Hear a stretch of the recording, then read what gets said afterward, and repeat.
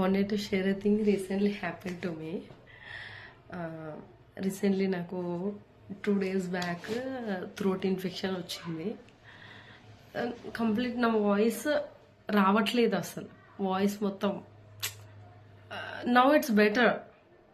ఇప్పటికీ స్టిల్ ఇంకా తగ్గలేదు అనుకోండి, బట్ ఇట్స్ బెటర్ నౌ.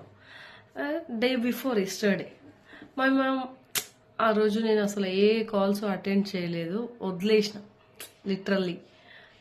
అంటే 1 day అట్లా వదిలేస్తే నా వాయిస్ మేబీ బెటర్ అవుతుందేమో అనుకొని వదిలేసిన.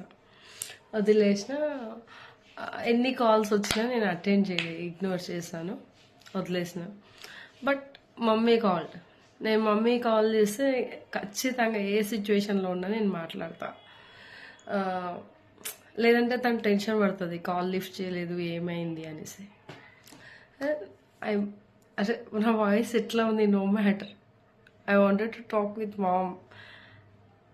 I will answer at any cost her call, sorry at any situation. అయితే వాట్ హ్యాపెండ్, నా వాయిస్ వినగానే లిటరలీ మమ్మీ షాక్. ఏంది వాయిస్ అట్లా అయిపోయింది అని. లేదు మమ్మీ, న్యూ ఇయర్కి నైట్ లేట్ అయిపోయింది, లేట్ నైట్లా కేక్ తిన్నా, కూల్ డ్రింక్స్ తాగేసరికి ఇట్లా అయ్యింది అంటే, మరి ఎందుకు అట్లా అంత ఘోరం అయ్యేంత అసలు ఎట్లా, అసలు ఏం నీకు మాట్లాడనీకి అసలు గాలి వస్తుంది, మాట్లాడనీకి రావట్లేదు నీకు అనేసి చాలా బాధపడింది.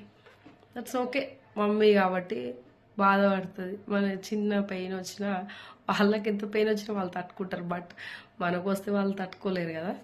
సో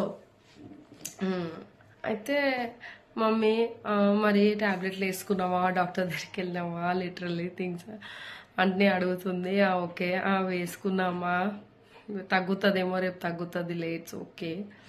ఇవాళ కొంచెం కాల్స్ ఏం అటెండ్ చేయలేదు, ఇక నువ్వు టెన్షన్ పడతావని నీ కాల్ అయితే మాట్లాడుతున్నా. అసలు ఎవరితో మాట్లాడలే, నా వాయిస్ వింటే షాక్ అయిపోతారు అందరూ, కాబట్టి ఎవరితో మాట్లాడలేదు అని చెప్పిన. ఓకే సరేలే మరి రెస్ట్ తీసుకో అని కట్ చేయబోతుంది. మళ్ళీ ఆమెకి ఇంకా మాట్లాడాలనిపిస్తుంది, ఆమె బాధ షీ కాంట్ ఎక్స్ప్రెస్. అయితే మరి ఏం వండినావు, మరి తిన్నావా లేదా, ఏం కర్రీస్ వండినావు, లైక్ షీజ్ ఆస్కింగ్. నేను చెప్తున్నా బెండకాయ, tomato, like that. I racing my voice and saying. పక్కన నుంచి డాడీ, ఆమె మాట్లాడడానికి ఎంత స్ట్రెయిన్ అవుతూ మాట్లాడుతుంది నీతో. నువ్వు మాట్లాడినావు, పనికి వాళ్ళ సోది అంత అవసరమా? ఏం వండినావు, ఏం తిన్నావా, ట్యాబ్లెట్స్ వేసుకున్నావా, రెస్ట్ తీసుకో, చాలు కదా, ఇదంతా సోది అవసరమా?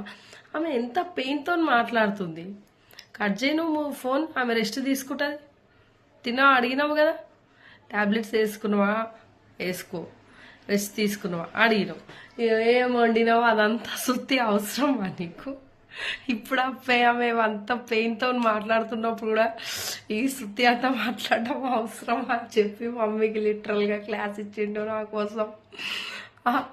That time I was in sky, literally ఆకాశంలో ఉన్నాను నేను. Every girl hero, her dad. Entire her life తనకు హస్బెండ్ రాని, పిల్లలు రాని, ఎవరన్నా ఉండని, తన హీరో తన డాడీయే తన లైఫ్లో.